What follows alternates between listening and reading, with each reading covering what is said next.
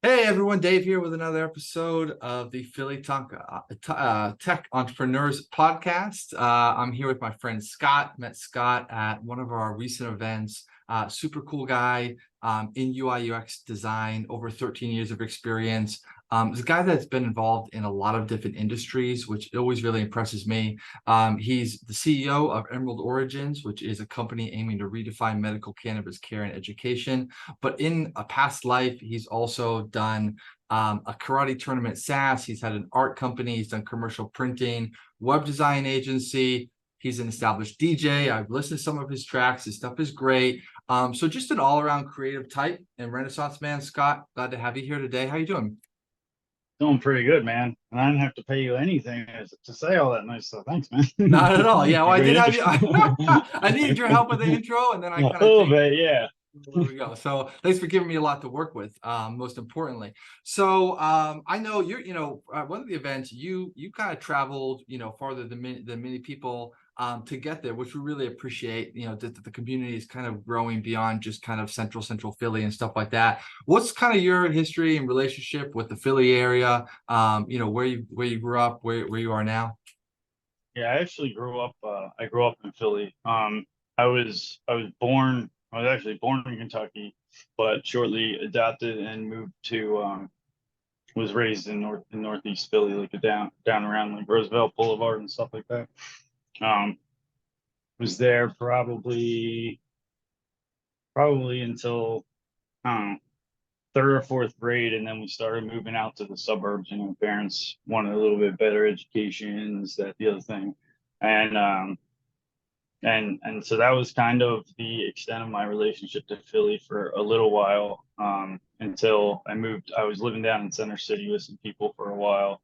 Um, you know, now I'm up in Quakertown, which, as you mentioned, is a little bit more of a distance, but I plan on trying to get back down to Philly because, especially with the groups popping up, like this one and some of the other ones that mentioned in the channel, it's really starting to become a little hub of Yeah.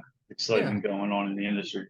Yeah, there's a few things kind of happening, and definitely looking forward to seeing you at additional meetups and stuff like that. I know that, I mean, when you work on as many things as you do, it's hard to even know sometimes where to structure the conversation, which gives me an idea of how difficult it must be for you, even just to like plan out your day. But let me There's just very little plan.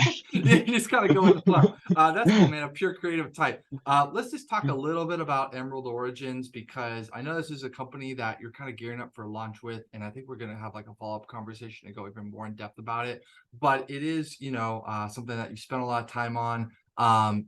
We haven't had anyone talking about medical cannabis care as well. So just, introduce us a little bit to the company, the concept, and what you guys have been up to. Sure. So, Emerald Origins, in a nutshell, or at least what we're our first initial offerings is a cannabis telehealth platform and emergency or electronic medical record system for doctors, to provide a better seamless way of managing patient care. We got a lot of tools and surprise things that we kind of have in the works, to help facilitate that. And the key component to that, though, that was always missing, and I still feel is the education part of it, because a lot of patients, they're either interested in getting into it, want to learn more about it, or have already gone through the process of getting certified, going in the market, but there's so little upfront structured and organized education, with the exception of scattered blog posts on random topics and stuff. Like, you kind of have to really hunt and peck for either qualitative, sources, or just really sort through the fluff. So our idea was always to provide a streamlined course structure that could help, give patients and doctors better education, because it just makes the whole healthcare part of it, that much more impactful. Because when people really understand how to use the plant for them, because it's different for everyone, depending on your reasons, that really makes all the difference. For instance, like a lot of people come into the market and they go after, those like distillate carts. They're really powerful. And then they start with something like that. It's way too much, and they get paranoid or have a very negative experience. And, you know, it's just all from a lack of education. Yeah, it just turns them off from the very beginning, when in reality, if they had maybe the right like structure or direction, they would have found like a more suitable introduction into the plant and the experience that could have made them more like a long-term believer, right? Right. That's awesome. So there's an upcoming launch. Well, actually, I don't even know when this video is going to go live, so we'll see. Maybe it's already launched. Well, but let's assume that that it's coming in the next couple weeks or so.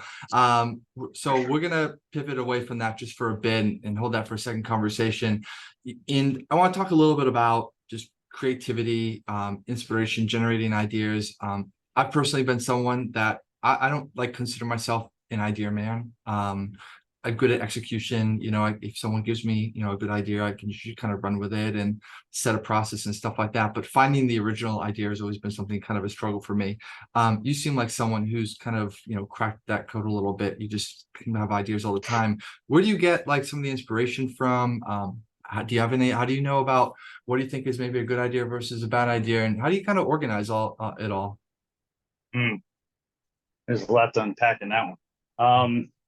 I mean, my ideas come from a lot of different areas, but almost all of it comes from personal experience or personal passions within a certain space. Like when I started my web design company, or actually originally before it was that, it was a company to sign artists, like visual artists, contracts to reproduce their work on canvas prints. And it was named Satori Design after the Buddhist term enlightenment, because I wanted to inspire people with the artwork and enlighten them with it the same way I was impacted by it when I saw it. And my experience getting a web design through another company and service, and just how the whole process was, left a lot to be desired, and just customer service and the value and how you're like treated when you're like trying to do something that's so important to you, like building your company's first website or something. So the premise was to just kind of do something better. I wanted to just do it better. At that time, it wasn't necessarily anything I would say real unique. I just had a bad experience, and I thought I could do it better. And you know, That became the start of it. I definitely relate to that because with like my first software product, which was Ninja Outreach, it was kind of in the influencer marketing space. And so I was doing content marketing and just kind of looking at some of the different tools out there and seeing kind of the features that they lacked. And sort of the concept was like, well, can I just sort of like do this better? But you have to kind of get out there in different industries, I guess. You have to experience things to be able to, I guess, find the problems in them. It's hard to just kind of like start a business out of nothing. A lot of times it comes from like scratching your own itch and stuff like that. The thing about having a lot of ideas is that it leads to a lot of projects that you then have to kind of manage and juggle. You joked at the start, at the beginning of this call, that there's not necessarily a lot of structure to your day, but something must be kind of going on. So how do you kind of approach like dealing with, I mean, you're doing AI tools, you're doing Emerald Origin, you're probably doing some UI UX design, like maybe consultancy or freelance work. Like, how do you kind of put it all together, make a day out of it?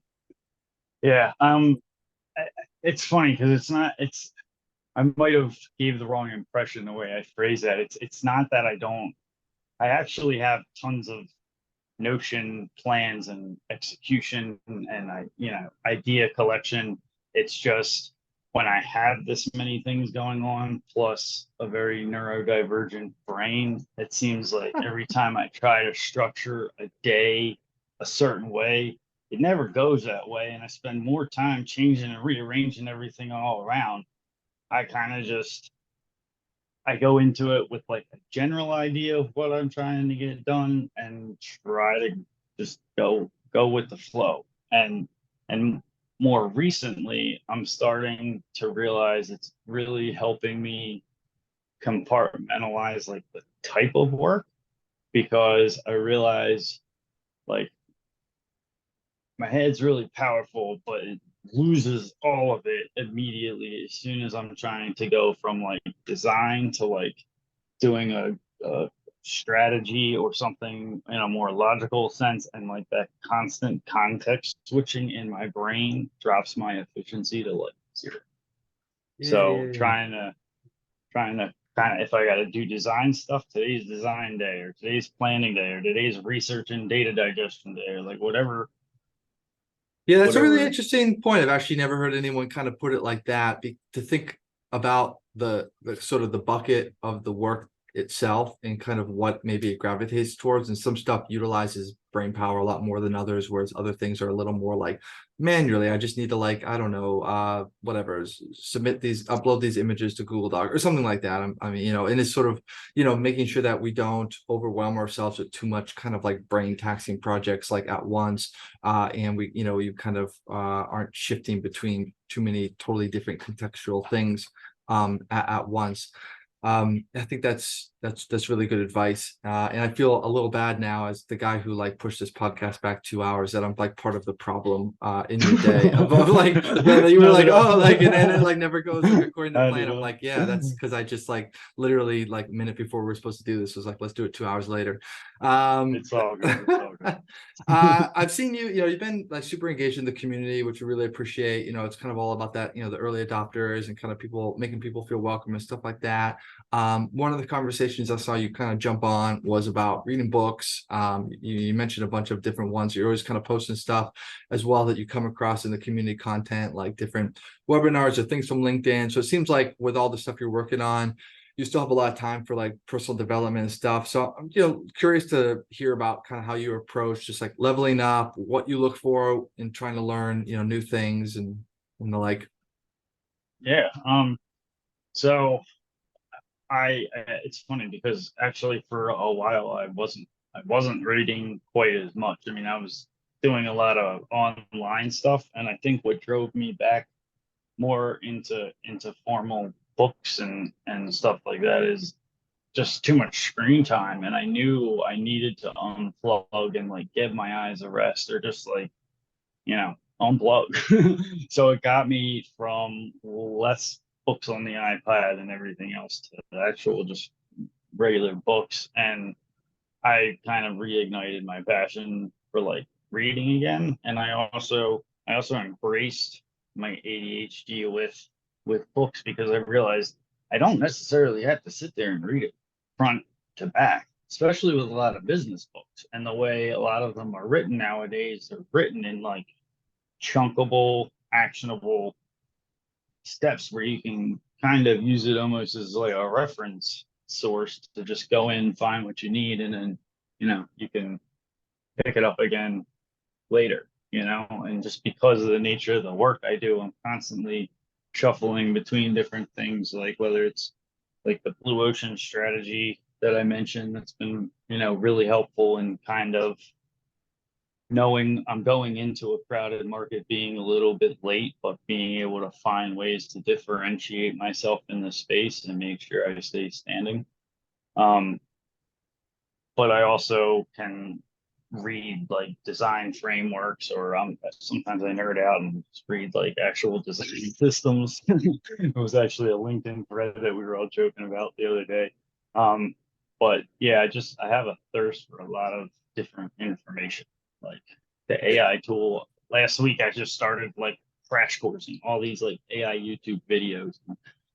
I go through these like info digestion stages where I just crash course a bunch of info that I need at the time, and then I try to run around and execute it. It's cool. Yeah, I think there's probably like a correlation between sort of information intake and ideation, that like from all the Mm, learning that you're doing is maybe in, it's maybe not like a a linear, exactly, but like somewhere along the line, like all the stuff that you're kind of inputting into kind of your mind, it leads like ideas later. And I think it's just kind of like that's if you feel like you're, maybe struggling to kind of come up with an idea, not you, but like you in general, just like going out there and just like reading and learning and things like that, I think kind of helps get everything jogged. I've always had like a little bit of a yeah, also like a little bit of a contentious relationship with like reading and things like that. It goes. I'm not going to make this whole thing about me, but like I think it goes back to years ago when like you were like forced to read and like report on like what you read in like fourth grade, and like that kind of sort of approach to reading like always like turned me off. And then when I started to kind of get really into business books and stuff, I was reading like a bunch of them. But then after like a dozen, I was like, boy, a lot of these kind of feel like I'm reading the same thing. And as a completionist, I always struggle with like, you know what, like I've just gotten the value that I'm going to get out of this book, and I think I can put it down now without finishing it. But I do think I like your approach, which is like, hey, it's run its course, and like I've gotten what I need out of it, and like time to sort of move on. There's like no limit of like of stuff out there to read. So I'm trying to be better about that, of like not saying that like I have to finish something that I start. Yeah, and then the other option now is like a lot of those, book summarization sites that'll summarize business books and stuff and kind of just give you the Cliff Notes, version of it, which is something I should probably explore again because it might be a little better, but I haven't just gone down that route. One of the things, I don't know if you ever saw the special on Bill Gates, like Mm-mm. it's called like Inside Bill's Brain or something like that on Netflix. And that might actually, now I think about it, might have been one of the things that made me realize I should like kind of start reading books and stuff again. But Bill Gates would like go away to his own like personal island and with like a giant bag of books. I mean, but he's reading stuff on like, you know, just giant world global reports on like different, things for his foundation and like problems he can tackle. Like he's on that other level. But that kind of gave me the idea that, like, yeah, just really like knowledge is power. It's so cliche, but I mean, all the top leaders are like, all of the leaders are readers. Is that Yeah, like a yeah, thing? yeah. Because if it isn't, I'm making a bumper sticker. It rhymes right now. It is true that, yeah, you kind of always feel like, boy, how do these people have the time? Like they must be super busy, but they make the time for it. Yeah, we got to figure out kind of the island situation here, like what we're where we could all go and learn and read and stuff. We'll put that on PTEs, kind of Off like the Delaware. five, There's yeah. little islands There's off the little islands Delaware. there and I did read an article like some years ago about some people that like bought an island. Like a group of people got together and they each threw in like 10 grand and they bought an island for like 40 grand or something. And it was like there was nothing going on there, but they just like sailed over there in a boat and explored. I don't know. It was really cool. People doing crazy stuff, man. I know we could talk for a super long time, and we're gonna have follow up, hear more about Emerald Origins. We wish you the best, obviously, on your launch, and we want to hear about it in the community when it's live, so we can kind of check it out. For people that want to learn more about you, about your UI UX design services, about the companies that you're working on, where should they get in touch? They can check out my site at howmeetswhy.com and shortly at emeraldorigins.com within the next week or so.